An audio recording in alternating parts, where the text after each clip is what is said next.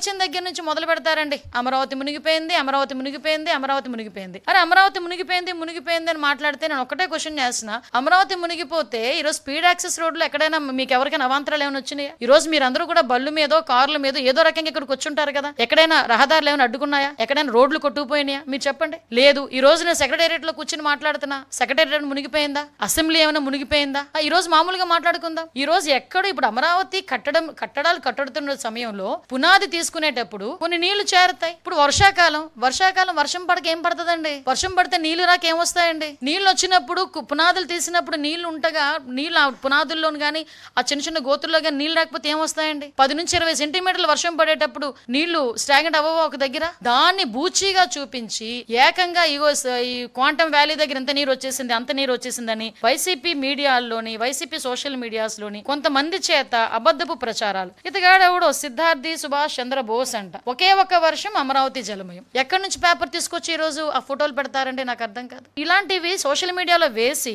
ఇగో దీని గురించి అమరావతి కోసం 3 రిజర్వాయర్లు ఎందుకు, అమరావతిని ఒక రిజర్వాయర్ గా కడితే పోలే, 3 పంటల పండనేలా రిజర్వాయర్లు నీళ్లు పుష్కలంగా ఉండే కదా అంటే ఇలాంటి ఒక రకమైన నెగిటివ్ యాంగిల్లో ప్రొజెక్ట్ చేయడం ఇది ఒక్కటే కాదండి. ఇలాగా ఒక మూకుమ్ముడిగా అమరావతి మీద దాడి చేశారు. ఈ రోజు అమరావతి అనేసరికి ఒక ఆంధ్రప్రదేశ్ ప్రజల సెంటిమెంట్. ఆ అమరావతి రాజధానిగా ఉండాలని మహిళా రైతులు బయటకు వచ్చి సుమారుగా 5 సంవత్సరాలు పోరాటం చేసిన విషయం మర్చిపోయారా?